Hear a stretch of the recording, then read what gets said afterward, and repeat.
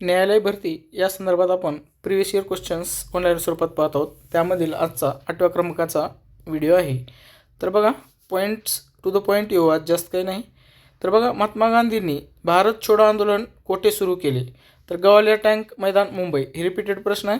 February 2025मध्ये झालेल्या अलीकडील राज्य निवडणुकीनंतर महाराष्ट्रात सध्याचे उपमुख्यमंत्री कोण आहेत? तर एकनाथ शिंदे आणि स्वर्गीय अजितदादा पवार. आता ह्यांचं निधन झालेलं आहे, त्याऐवजी त्यांची पत्नी सुनेत्रा पवार यांनी उपमुख्यमंत्रीपदाची शपथ घेतलेली आहे.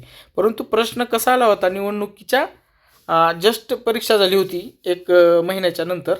ओके, मुंबई उच्च न्यायालय 2025मधलाच पेपर आहे, आता 2026 सुरू आहे. ओके, आणि सुनेत्रा पवार यांच्यावरती कुठे ना कुठे एक सोप्या पद्धतीनं प्रश्न म्हणा आणि MPSCमध्ये कुठंतरी उपमुख्यमंत्रीची तरतूद आहे का राज्यघटनेत, अशा पद्धतीने प्रश्न येण्याची शक्यता जास्त आहे. ओके, त्यानंतर जानेवारी 2025मध्ये कोणत्या अब्जाधीशाने महाराष्ट्रातील इलेक्ट्रिक वाहने, बॅटरी, स्टील आणि हरित ऊर्जा क्षेत्रात विस्तार करण्यासाठी 3 ट्रिलियन गुंतवणुकीची घोषणा केली?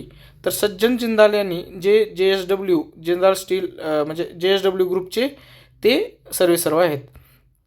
थार वाळवंटातील सर्वात मोठे सरोवर खालीलपैकी कोणते आहे? तर ते सांबर सरोवर आहे. त्यानंतर डिसेंबर 2022मध्ये भारताच्या पंतप्रधानांनी नागपूर डॅश डॅश यांना जोडणाऱ्या हिंदू हृदय सम्राट बाळासाहेब ठाकरे महाराष्ट्र समृद्धी महामार्गाच्या पहिल्या टप्प्याचे उद्घाटन केले. तर शिर्डी इथपर्यंत होती, त्यानंतर आता ती पूर्ण मुंबईपर्यंत झालेली ही एक लक्षात घ्या. या समृद्धी महामार्गावरती प्रश्न यापूर्वी आलेले आहेत. 2023मध्ये सुरू झालेल्या महाराष्ट्र सरकारच्या कोणत्या योजनेचा उद्देश शालेय पायाभूत सुविधांमध्ये सुधारणा करून ग्रामीण भागात शैक्षणिक संधी वाढवणे आहे? तर मुख्यमंत्री माझी शाळा सुंदर शाळा असा उपक्रम ते आजही सुरू आहे. तमिळनाडूचे स्वातंत्र्य सैनिक असलेल्या कोणी डिसेंबर 1885मध्ये मुंबईत झालेल्या भारतीय राष्ट्रीय काँग्रेसच्या पहिल्या अधिवेशनातील पहिला ठराव मांडला होता? तर सुब्रमण्यम अय्यर यांनी मांडला होता. पुढे आहे, गोदावरी नदीच्या खोऱ्यातील सर्वात मोठे पाणलोट क्षेत्र खालीलपैकी कोणत्या राज्यात आहे? ते आहे महाराष्ट्र या राज्यात. 1909मध्ये लंडनमध्ये विल्यम हर्टकर्जन वायली यांची हत्या करणारे मदनलाल धिंगरा कोणत्या संघटनेचे सदस्य होते? तर अभिनव भारत या संघटनेचे सदस्य होते. पुढे 2020 ते 2023 दरम्यान कोणत्या धोरणात्मक सुधारणांनी महाराष्ट्रातील औद्योगिक नियमांचे आधुनिकीकरण करण्यात महत्त्वपूर्ण भूमिका बजावली? तर महापरवाना योजना ही योजना जी आहे खूप म्हणजे त्या पिरियडमध्ये राबवण्यात आली होती कुठल्याही लायसन्स संदर्भात. फेब्रुवारी 2025मध्ये खालीलपैकी कोणत्या संस्थेने भारतीय कॅन्सर जिनोम ॲटलस लॉन्च केले? तर IIT मद्रास यांनी लॉन्च केलेला आहे. 9 ते 22 सप्टेंबर 2024 दरम्यान राजस्थानमध्ये झालेल्या भारत अमेरिका संयुक्त लष्करी सरावाचे नाव काय होतं? तर युद्ध अभ्यास असं लष्करी सरावाचं नाव होतं. ह्यावर रिपीटेड प्रश्न आहे आणि ह्याच युद्ध अभ्यासावर सरळ सेवेमध्ये परीक्षेत प्रश्न आलेला आहे. पुढे आहे, खालीलपैकी कोणाला 2025मध्ये कला क्षेत्रातील पद्मविभूषण पुरस्काराने सन्मानित करण्यात आले? लक्ष्मीनारायण सुब्रमण्यम. सर्वांना विनंती आहे, 2026चे पद्म पुरस्कार जे आहेत ते परीक्षेच्या पूर्वी वाचून जाणं आणि रीड लेस व रिवाइज मोर या तत्त्वाच्या आधारे 2026च्या पद्म पुरस्कारावर येणाऱ्या काळात परीक्षा येतील, म्हणजे प्रश्न तुम्हाला 100% येतील. खालीलपैकी कोणत्या पदार्थाचे प्रमाण कमी करण्यावर मॉन्ट्रियल प्रोटोकॉल लक्ष केंद्रित करतो? तर HCFC हायड्रोक्लोरोफ्लोरोकार्बन. ओके, ओझोनचा नाश करण्यामध्ये हे खूप मोठं म्हणजे हानिकारक आहे ओझोनचा नाश होण्यामध्ये. पुढे ऑगस्ट 2024मध्ये मित्रशक्ती हा द्विपक्षीय लष्करी सराव कोणत्या 2 देशादरम्यान झाला? तर भारत व श्रीलंका. परीक्षेच्या बिफोर 6 मंथ अगोदरपर्यंत जे काही लष्करी सराव झाल्यात त्याचा स्टार करणे तुमच्या नोट्समध्ये लिहून ठेवणं आवश्यक आहे. पुढे आहे, the let them theory, the life changing hack that millions of people can't stop talking about या पुस्तकाचे लेखक कोण आहेत? मेल रॉबिन्स आहेत. त्यानंतर राज्य विधानमंडळाचे नेते म्हणून मुख्यमंत्र्यांना खालीलपैकी कोणते अधिकार असतात? तर बघा, जे उत्तर आहे तेच आपण घेतलेलं आहे. मुख्यमंत्री राज्यपालांना विधानसभा विसर्जित करण्याची शिफारस करू शकतात, तर हे बरोबर आहे. पुढे, फाईल मेनूमध्ये तुमची फाईल वेगळ्या नावाने किंवा वेगळ्या ठिकाणी सेव्ह करण्यासाठी सेव्ह ॲज डायलॉग बॉक्स उघडण्यासाठी वैध कीबोर्ड शॉर्टकट ओळखा? तर F12. ओके, अवैध झालेलं आहे वैद्य. सेव्ह ठिकाणी सेव्ह करण्यासाठी सेव्ह डायलॉग बॉक्समध्ये. ओके, हे कॉम्प्युटरचा प्रश्न येत आलेला आहे. ठीक आहे, संविधान 24वी सुधारणा अधिनियम कोणत्या वर्षी लागू करण्यात आले? 24वी घटना दुरुस्ती तर 1971. आणि सर्वाधिक जास्त प्रश्न आलेला 42वी घटना दुरुस्ती 1976. शिसे आणि जस्तसाठी प्रसिद्ध असलेल्या झावर माइन्स कोणत्या भारतीय राज्यात आहेत? तर ते राजस्थान. खालीलपैकी कोणता बेट समूह अरबी समुद्रात वसला आहे? लक्षद्वीप. मुलाबाबत राज्य धोरणाच्या निदेशक तत्वांतर्गत खालीलपैकी कोणती तरतूद आहे? वय 14 वर्षापर्यंत मोफत आणि सक्तीचे शिक्षण. आता बघा, ही आहे ना 86वी घटना दुरुस्ती करून हे मूलभूत फंडामेंटल राईट बनवण्यात आला. ओके. आणि त्यानंतर 11वं मूलभूत कर्तव्य देखील समाविष्ट शिक्षणासंदर्भात ॲड करण्यात आलेलं आहे.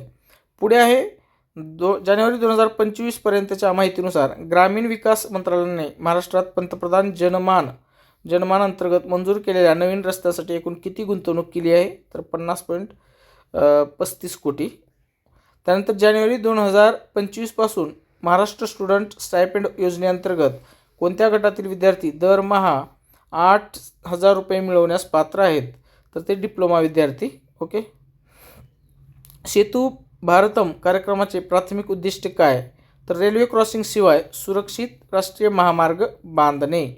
ओके. म्हणजे त्यावर पूल होणार आहेत जिथं जिथं असेल तिथं नॅशनल हायवेवर जर समजा रेल्वे पटरी असेल तर तिथं पूल बांधायचं नियोजन आहे यांच्यामार्फत. पुढे आहे कोणत्या भारतीय नेत्याने जालियनवाला बाग हत्याकांडाला भारताच्या स्वातंत्र्य लढ्यातील एक महत्त्वाचा टप्पा म्हटले होते? तर महात्मा गांधी.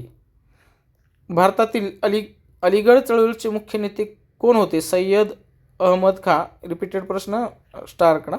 खालीलपैकी कोणते जैव रासायनिक अभिक्रियामध्ये एन्झाईम्सचे मुख्य कार्य योग्यरित्या दर्शवते? सक्रियता ऊर्जा कमी करून अभिक्रियांना गती देणे.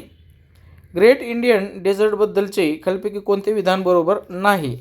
तर बघा, बरोबर विधान नाही आपण घेतलं. लुनी नदी ग्रेट इंडियन डेझर्टच्या उत्तरेकडील भागात आहे, तर हे चुकीचं आहे. कोणत्या वर्षी महात्मा गांधींच्या भेटीसह नीळ बागायतदाराविरुद्ध चंपारण चळवळीची सुरुवात झाली? 1917.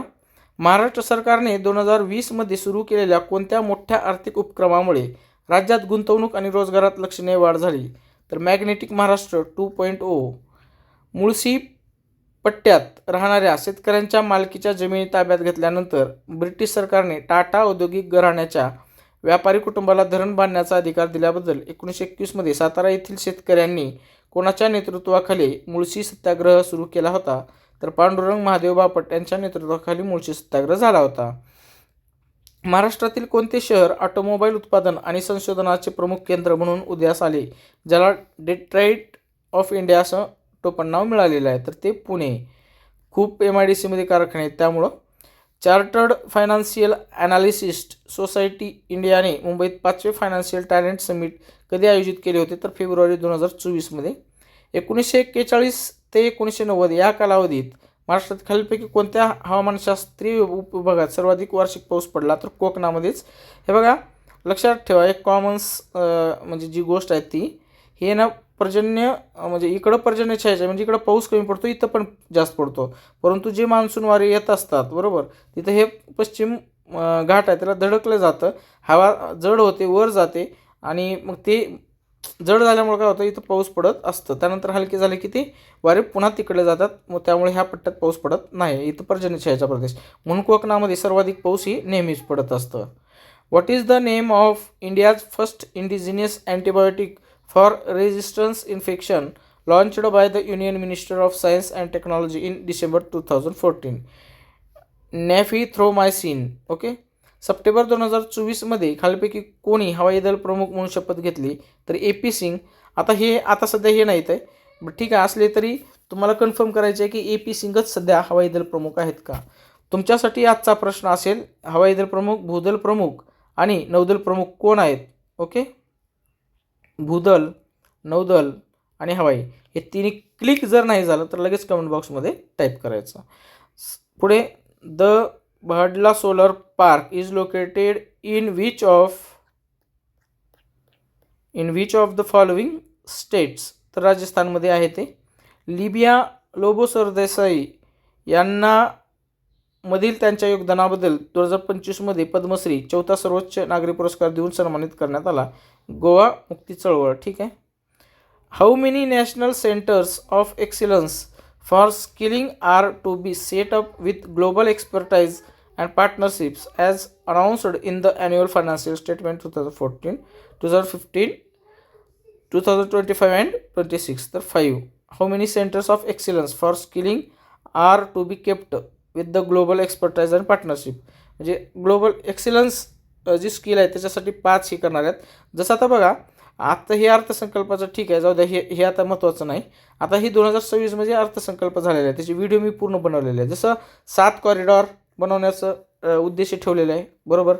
त्यानंतर आयुर्वेदिक एम्स देखील सुरू करायचं जे टार्गेट आहे ते सगळं दिलेलं आहे, आकडे त्यांनी दिलेले आहे स्पेसिफिक, ते लक्षात ठेवायचे आहे. आपल्या व्हिडिओ याच्यावरती तुम्हाला जे आहे ना ते सर्व व्हिडिओ देखील उपलब्ध आहेत. अर्थसंकल्पाचे नोट्स पण आहेत जे तुम्हाला मिळतील. जर समजा कोणाला PDF व्हॉट्सअपवर पाहिजे असेल किंवा ग्रुप जॉईन करायचा असेल तर यावर तुम्ही मला संपर्क करू शकता. नाव वगैरे तुम्हाला ग्रुपची लिंक मिळेल, त्या ठिकाणी तुम्ही जॉईन व्हा. पुढे 2024च्या साहित्यातील नोबेल पारितोषिकाचे विजेते कोण होते? हान कांग. ओके.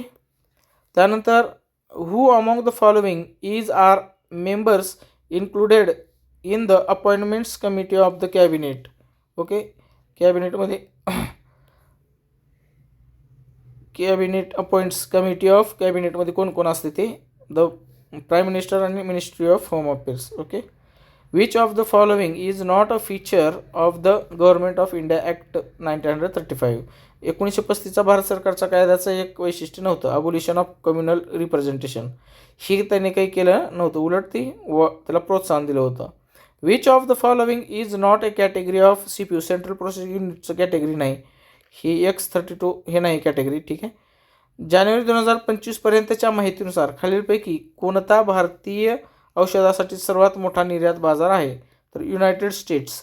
मग ते USFDA म्हणजे युनायटेड स्टेटमधील जे काही औषध कंपनी असते त्याचं अप्रुव्हल घेणं लय अवघड असतं, परंतु सगळ्यात मोठं मार्केट असल्यामुळं भारतीय औषध कंपन्या जास्तीत जास्त प्रयत्न करत असतात. चला आजच्या व्हिडिओचा शेवटचा प्रश्न बघू. भारतीय संविधानातील 105व्या सुधारणा अधिनियमाच्या संदर्भात दिलेल्या विधानापैकी कोणते योग्य आहेत? 105वी घटना दुरुस्ती. या सुधारणाने राष्ट्रीय मागासवर्गीय आयोगाला संवैधानिक दर्जा दिला आणि संविधानात अनुच्छेद 342A समाविष्ट केले गेले. तर हे विधान चुकीचं आहे. या सुधारणामुळे राज्यांना सामाजिक आणि शैक्षणिकदृष्ट्या मागासवर्ग ओळखण्याचा अधिकार पुनर्संचित केला. तर हे विधान आहे, हे विधान बरोबर आहे. तर बघा आजच्या व्हिडिओमध्ये एवढंच पाहूया. नंतर आपण राहिलेले रिमेनिंग जे प्रश्न आहेत ते व्हिडिओ क्रमांक 8 किंवा जे येणारे असेल त्यामध्ये पाहूया. Okay. Thanks for watching this video.